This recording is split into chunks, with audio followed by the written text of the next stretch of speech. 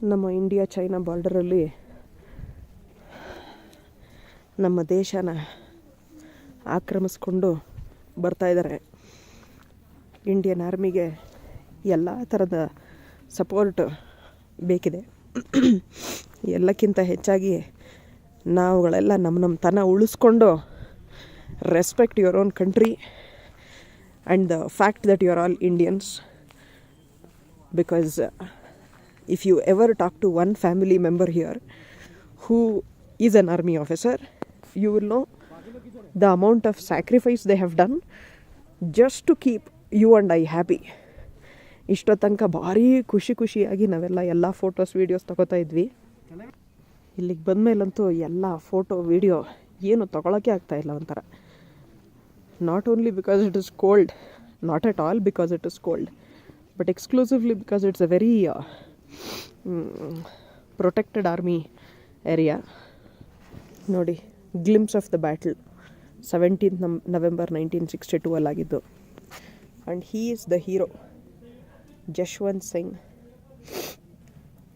ಇವತ್ತಿಗೂ ಇವ್ರಿಗೆ ಸನ್ಮಾನ ನಡೆಯುತ್ತೆ 17th November.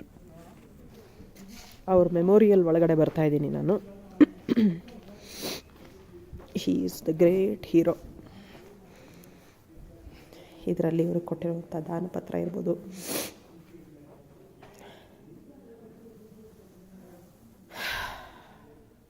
Simply amazing.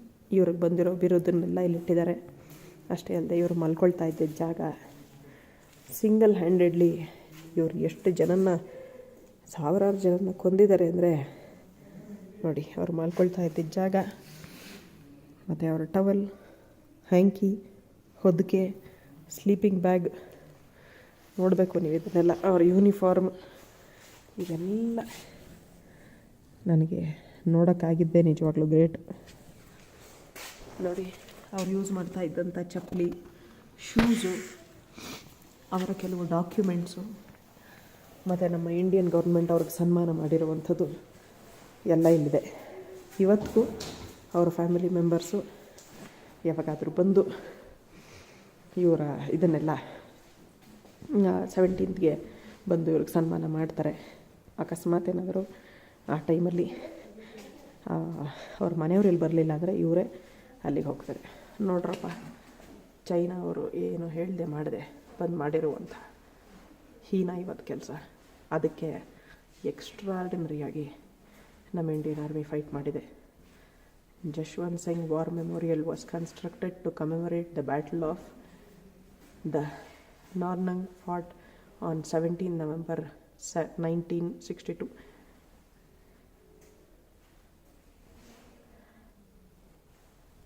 ऐसे क्या कर सकते हैं हम लोग, क्या कर सकते हैं? प्राइम मिनिस्टर को हम लेटर डाल सकते हैं, हाँ, कि भाई हम भी बाहर में जाना चाहते हैं, हम वॉलंटियर हैं, हमको ना आपकी जान की परवाह है ना घर परिवार की टेंशन है, लेकिन हम बाहर में जाना चाहते हैं. ओहो, प्राइम मिनिस्टर को लेटर डालिए, आगे जो उसका डिसीजन होगा फिर वो देगा.